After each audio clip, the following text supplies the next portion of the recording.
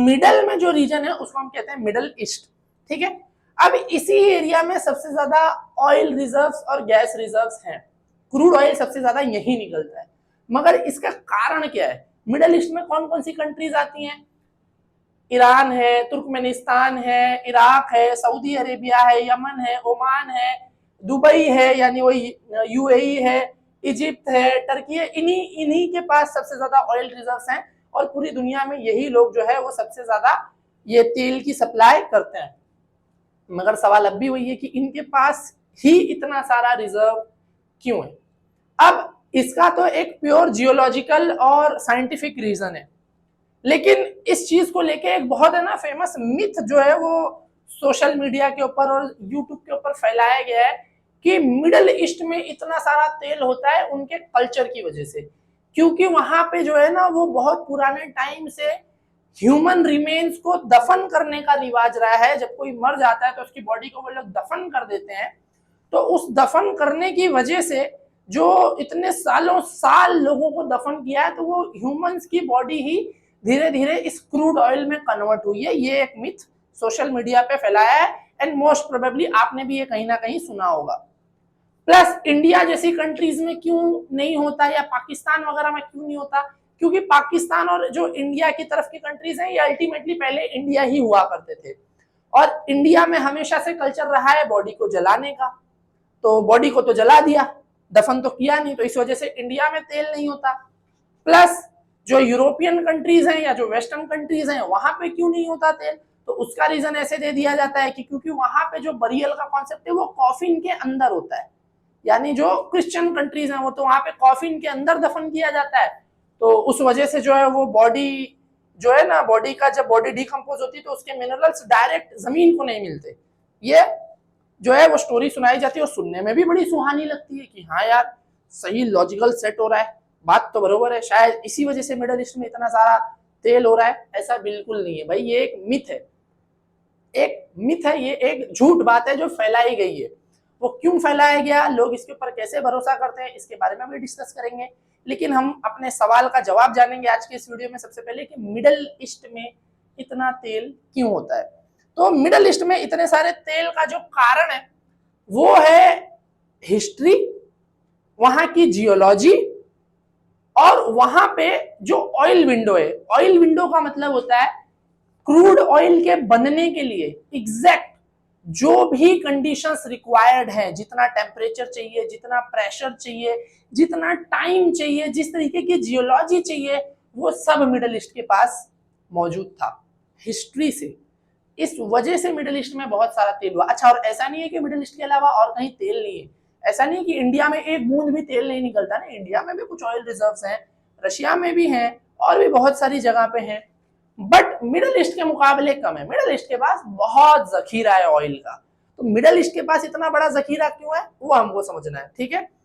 पहला तो रीजन ये हो गया कि जो भी रिक्वायर्ड ऑयल विंडो होती है वो पूरी मिडल ईस्ट के पास है। अब हम ये समझते हैं कि ये जो ऑयल विंडो है ये है क्या।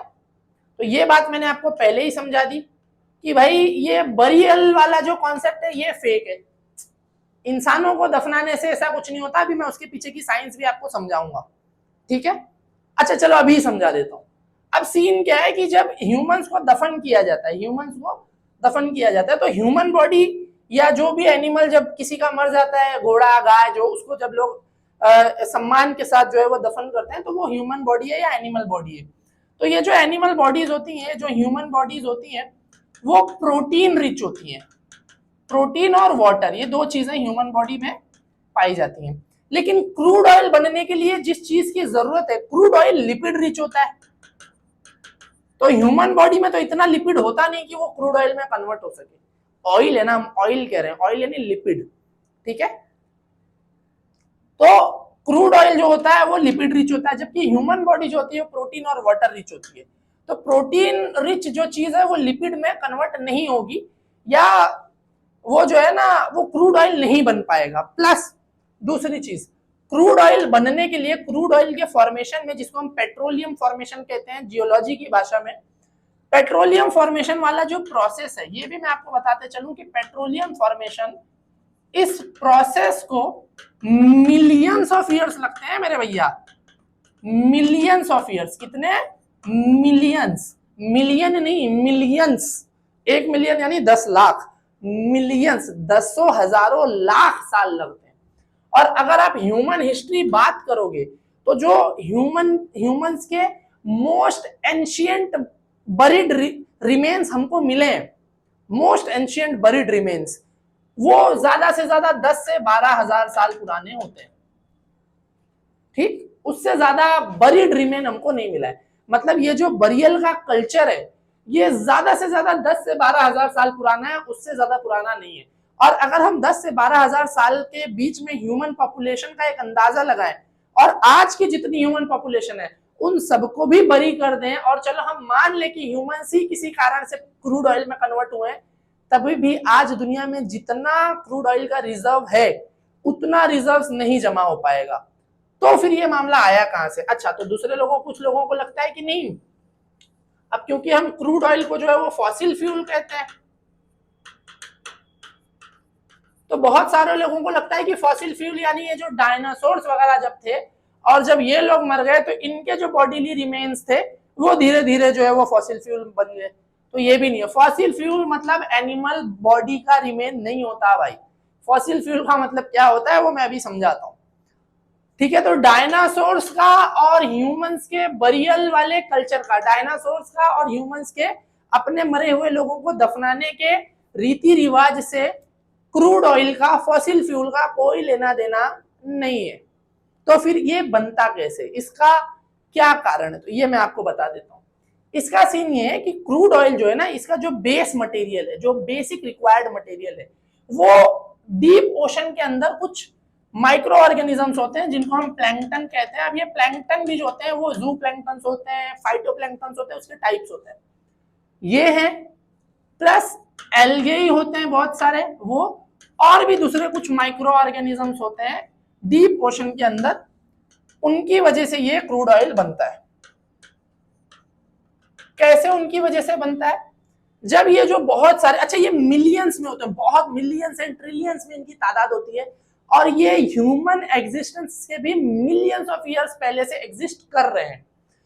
तो जब ये मरते हैं, जब ये मरते हैं और पानी में रहते हैं, डीप ओशन में रहते हैं, तो जब ये मरते हैं और इनकी बॉडी नीचे जमा होते जाती है, इनके जो बॉडीली रिमेन्स होते हैं वो नीचे जमा होते जाते हैं, तो वहां पे क्या होता है ना, एक ऑर्गेनिक मटेरियल की लेयर जमा होती है। देखो यहाँ पे ये बॉटम ऑफ द ओशन है, बट बहुत सारे एनिमल्स मिलियंस ऑफ ईयर्स में मर मर के जमा हो के एक ऑर्गेनिक मटेरियल की लेयर जमा कर देते हैं। ये दिख रहा है, ये बॉटम ऑफ द ओशन जो है वो थोड़ा सा ऊपर आ गया, एक्चुअली यहाँ पे एक मडी लेयर जमा हो गई है ऑर्गेनिक मटेरियल की।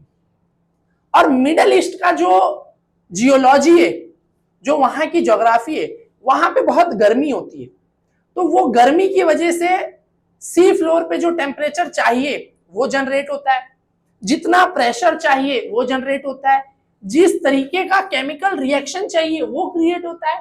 उसकी वजह से इस मडी लेयर के बीच में कुछ गैप क्रिएट होता है, कुछ ट्रैप्स बनते हैं, और इन्हीं गैप्स और ट्रैप्स के बीच में ये जो मडी लेयर्स है, ऑर्गेनिक रिमेन्स है, ये हाइड्रोकार्बन में कन्वर्ट हो जाते हैं। हाइड्रोकार्बन का मतलब ही क्या है? Crude oil. और फिर ये यहाँ पे ट्रैप होते हैं। उसको क्रूड ऑयल बनता तो बहुत सारी जगह है, लेकिन उस ज्योग्राफी में वो ट्रैप भी होना चाहिए। मिडल ईस्ट में, मिडल ईस्ट के जो ओशंस या जो एंशियंट सी वगैरह रहे हैं, उनके बॉटम पे जिस तरीके की सेडिमेंट्री कंडीशंस चाहिए, सेडिमेंट्री सॉइल चाहिए, जिस तरीके के सेडिमेंट्री रॉक्स चाहिए, यानी ये ऑर्गेनिक मटेरियल्स को सेटल डाउन होने के बाद जैसा टेम्परेचर चाहिए वो टेम्परेचर मिला, जितना प्रेशर चाहिए वो प्रेशर मिला, जिस तरीके के सेडिमेंटेशन चाहिए वो सेडिमेंटेशन मिला, जैसी ट्रैप होने के लिए जैसी माहौल चाहिए वो माहौल मिला, उस वजह से वो वहां पे ट्रैप हुए, और उन्हीं ट्रैप ऑयल और गैस को हम ऐसे मशीनों द्वारा निकालते हैं। तो ये कारण होता है कि मिडल ईस्ट में क्यों इतना सारा तेल पाया जाता है। ह्यूमन बरियल से कोई लेना देना नहीं है। ह्यूमन बरियल अगर हम करते भी हैं तो कितना 2-4-6 फीट नीचे करते हैं, जबकि क्रूड ऑयल तो कई फीट, किलोमीटर्स नीचे से निकलता है। तो ह्यूमन रिमेन्स का उससे कोई लेना देना नहीं। दूसरा, ह्यूमन बॉडी डिकम्पोज होती है, तो ह्यूमन बॉडी के डीकम्पोज होने के लिए, डीके होने के लिए ऑक्सीजन रिच एनवायरमेंट रिक्वायर्ड होता है, जबकि क्रूड ऑयल बनने के लिए, हाइड्रोकार्बन्स बनने के लिए जो ऑर्गेनिक मटेरियल है, ये जो फाइटोप्लैंक्टन्स और माइक्रो ऑर्गेनिज्म जब सेटल होते हैं तो इनके क्रूड ऑयल में कन्वर्ट होने के लिए पुअर ऑक्सीजन एनवायरनमेंट जो है ना वो रिक्वायर्ड होता है। यानी ऑक्सीजन कम होगी तो क्रूड ऑयल में कन्वर्ट होगा, ऑक्सीजन अगर ज्यादा होगी तो वो डीकम्पोज होकर डीके हो जाएगा, वो उसमें नहीं कन्वर्ट होने वाला है ऑयल में। तो ये एक मामला है कि ह्यूमन बरियल कल्चर से इसका कोई लेना देना नहीं है। इसके पीछे मिडल ईस्ट की ज्योग्राफी, मिडल ईस्ट की जियोलॉजी, वहां के ओशंस का जो सेडिमेंटेशन है और जैसा वहां पे टेम्परेचर चाहिए था वो टेम्परेचर मिला, सारा कुछ वहां मिला, जो भी मोस्ट रिक्वायर्ड कंडीशंस थी वो सब मिला। इस वजह से वहां के ओशंस में नीचे ये ऑयल्स और गैस फील्ड, जो गैस है वो ट्रैप्स हुई, और प्लस मिडल ईस्ट जो है वो एक जियोलॉजिकली स्टेबल एरिया है। जियोलॉजिकली स्टेबल एरिया यानी मिडल ईस्ट में बहुत ज्यादा टेक्टोनिक मूवमेंट्स नहीं होती, वहां बहुत ज्यादा भूकंप वगैरह नहीं आते। तो इस वजह से ये जो इनके ट्रैप्स हैं, जहां पे ऑयल्स और गैस जो है ना वो रिजर्व्ड है, ट्रैप हुई है, वहां पे क्योंकि जो उनकी टेक्टोनिक प्लेट्स है वो मूव नहीं कर रही है, तो ये जहां पे भी ये ट्रैप हुए, जो रिजर्व्स है वो भी आड़ा तिरछा नहीं होते, वो भी कहीं मूव नहीं करते, वो लीकेज नहीं करते, वहीं से फिर ये मशीन द्वारा इसको निकाला जाता है।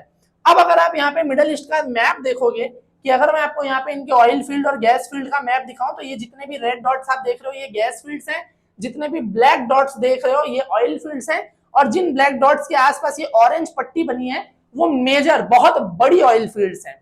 अब अगर आप ध्यान से देखोगे तो ये सारा जो है ना, ये सारी जो फील्ड्स हैं वो पानी के आसपास है। अच्छा, जियोलॉजी जब आप पढ़ोगे तो आपको पता चलेगा कि पूरा middle east millions of years पहले ओशंस, शैलो ओशंस के अंदर डूबा हुआ था।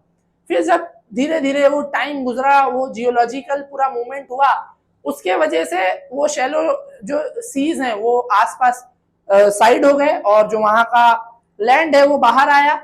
इसी वजह से आप देखोगे कि वहां पे बहुत सारे सीज जो हैं वो ट्रैप्ड हैं। जैसे ये कैस्पियन सी है, ये चारों तरफ से लैंड से ट्रैप है। ये जो आप पर्शियन गल्फ देखोगे तो ये भी ऑलमोस्ट 3 जगह से, जहां से ये स्ट्रेट ऑफ हॉर्मुज गुजरता है, जिसको बंद किया है ईरान ने, ये भी पूरा जो है ना वो ट्रैप्ड एरिया है।